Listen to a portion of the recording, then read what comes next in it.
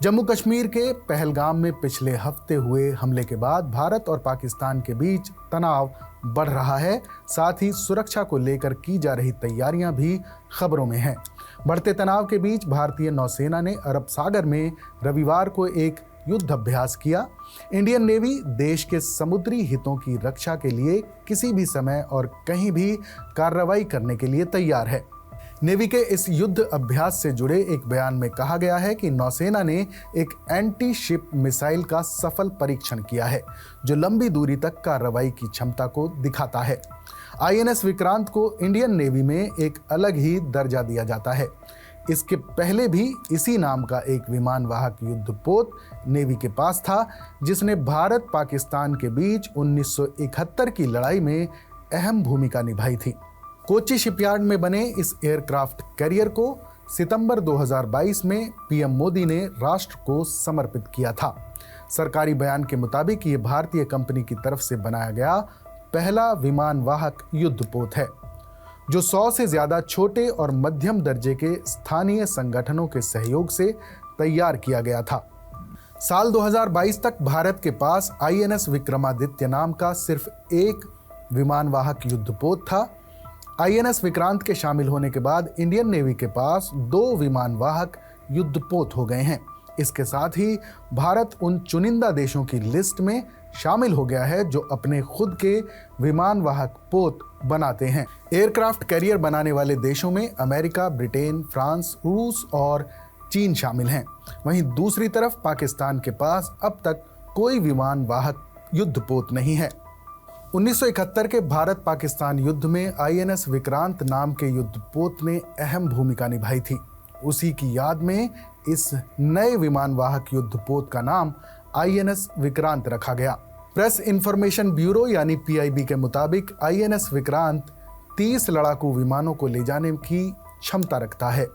इसकी कुछ और खासियतों की बात करें तो इस जहाज की लंबाई 262 मीटर है, डिस्प्लेसमेंट 45,000 टन है, अधिकतम रफ्तार 28 नॉटिकल माइल्स है, कुल लागत 20,000 करोड़ रुपए है।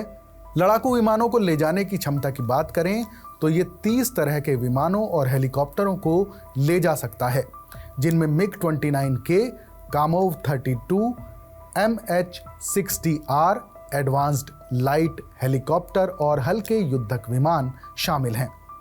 विक्रांत को ऑटोमेटिक सिस्टम के साथ तैयार किया गया है। इसे फिक्स्ड विंग और रोटरी विंग दोनों तरह के विमानों के संचालन के लिए डिजाइन किया गया है। एक रिपोर्ट के मुताबिक इस INS विक्रांत में कुल 18 डेक और 2400 कमरे हैं। इसमें तकरीबन 1600 सैनिकों के रहने का इंतजाम किया जा सकता है। इस जहाज में महिला अधिकारियों और नाविकों के लिए अलग कमरे भी बनाए गए हैं। BBC की एक रिपोर्ट के मुताबिक चेन्नई यूनिवर्सिटी के डिफेंस और स्ट्रेटेजिक स्टडीज डिपार्टमेंट से जुड़े थिरुनावुक्करसु कहते हैं कि भारत के पास इस समय 2 विमान वाहक युद्धपोत हैं, विक्रमादित्य और विक्रांत। उनके मुताबिक ये एक बेहद तनावपूर्ण स्थिति है। अगर वाकई पहलगाम हमले के पीछे पाकिस्तान का हाथ है और युद्ध की संभावना बनती है तो गुजरात और मुंबई जैसे देश के अहम इलाके आसानी से निशाना बनाए जा सकते हैं। ऐसे में अरब सागर में आपका विमान वाहक युद्धपोत तैनात हो तो श्रीनगर या दिल्ली के एयरबेस से विमान ऑपरेट करने और दूसरे देशों की मदद लेने के बजाय इस तैरते हुए एयरबेस से हमला करना कहीं ज़्यादा आसान और तेज होगा। साथ ही पाकिस्तान के पास इस तरह के विमान वाहक युद्धपोत ना होने का फायदा भारत को रणनीतिक बढ़त के तौर पर मिलेगा। रिपोर्ट के मुताबिक इंडियन आर्मी के पूर्व लेफ्टिनेंट कर्नल त्यागराजन कहते हैं कि ये भविष्यवाणी कोई नहीं कर सकता कि भारत और पाकिस्तान के बीच जंग होगी या नहीं, लेकिन अगर दुश्मन किसी भी हमले की कार्रवाई के लिए खुद को तैयार करता है तो इस हालत में भारत खतरे से बचने के लिए पहले हमला कर सकता है।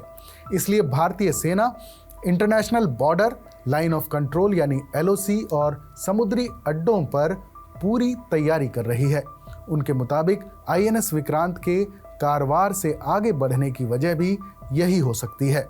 गौरतलब ये भी है कि 1971 की लड़ाई में पुराने आईएनएस विक्रांत ने उस वक्त के पूर्वी पाकिस्तान यानी मौजूदा बांग्लादेश में सैनिक कार्रवाइयों और समुद्री हमलों का नेतृत्व किया था। दरअसल भारत का पहला विमान वाहक युद्धपोत आईएनएस विक्रांत ब्रिटेन की रॉयल नेवी के लिए बनाया गया था, जिसे बनाने का काम 1943 में शुरू हुआ था।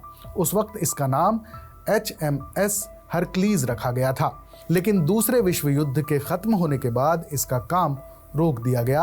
बाद में ब्रिटिश हुकूमत ने ऐलान किया कि वो काम पूरा होने से पहले ही इस जहाज को बेचेगी। भारत ने 1957 में इसे खरीदा और इसका निर्माण पूरा होने के बाद 1961 में इसे भारतीय नौसेना को सौंपा गया। PIB के मुताबिक ये जहाज ब्रिटेन से रवाना होकर 3 नवंबर 1961 को मुंबई के किनारे तक पहुंचा। 1971 के भारत पाकिस्तान युद्ध के दौरान इस युद्धपोत ने बांग्लादेश की आज़ादी सुनिश्चित करने में बेहद अहम भूमिका निभाई थी। आईएनएस विक्रांत ने समुद्री रास्ते से पाकिस्तान की सैनिक हरकतों को रोका और दुश्मन के ठिकानों पर हमला करके उन्हें ध्वस्त कर दिया था। भारतीय नौसेना में 36 साल तक सेवा देने के बाद साल 1997 में आईएनएस विक्रांत को रिटायर कर दिया गया। इसके बाद इसे लगभग 15 सालों तक एक म्यूजियम के तौर पर संरक्षित रखा गया और बाद में इसके कुछ हिस्से तोड़कर नीलाम कर दिए गए। अब उसी नाम पर तैयार भारत का नया विमान वाहक पोत आईएनएस विक्रांत नई ताकत के साथ फिर से चर्चा में है और दुश्मन के लिए खौफ का सबब बना हुआ है।